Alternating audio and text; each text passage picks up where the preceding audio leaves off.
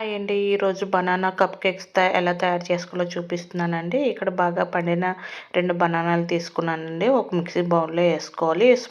స్పూన్‌తోని smash చేసుకోవాలండి.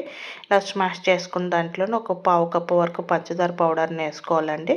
అలాగే పావు టీ స్పూన్ వెనిల్లా ఎసెన్స్‌ని ఏసుకొని పంచదార కరిగినంత వరకు బాగా కలుపుకోవాలండి. ఇలాగ కరిగాయి కదండీ! ఇక్కడ నేను చూపిస్తున్న స్పూన్‌తోని 2 టేబుల్ స్పూన్‌ల వెజిటేబుల్ ఆయిల్ ఏసుకోవాలండి. అలాగే ఒక కప్పు మైదా, 1 tablespoon baking powder, half tablespoon baking సోడాని వేసుకొని ఒకసారి బాగా కలుపుకోవాలండి. కన్సిస్టెన్సీ అనేది థిక్‌గా అనిపిస్తే 3 టేబుల్ స్పూన్ల వరకు పాలు పోసుకొని ఒకసారి బాగా కలుపుకోవాలండి. ఇందులో నేను డార్క్ చాక్లెట్ పావు కప్పు వరకు ముక్కలు చేసుకొని వేసుకుంటున్నానండి. ఒకసారి బాగా కలుపుకోవాలి. ఈలోగా స్టవ్ మీద ఒక కడాయి పెట్టుకొని, కడాయిలో నేను చూపిస్తున్న స్టాండ్ పెట్టుకొని ప్రీ హీట్ చేసుకోవాలండి.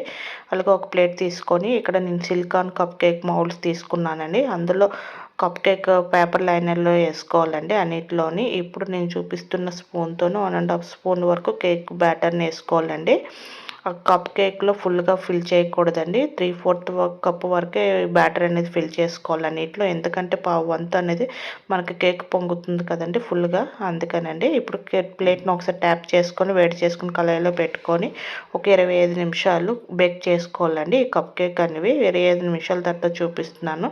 చూడండి బాగా కుక్ అయ్యేవి ఈ కప్ కేక్స్ అనేవి. ఇప్పుడు టూత్ పిక్ గుచ్చితే క్లియర్‌గా రావాలండి.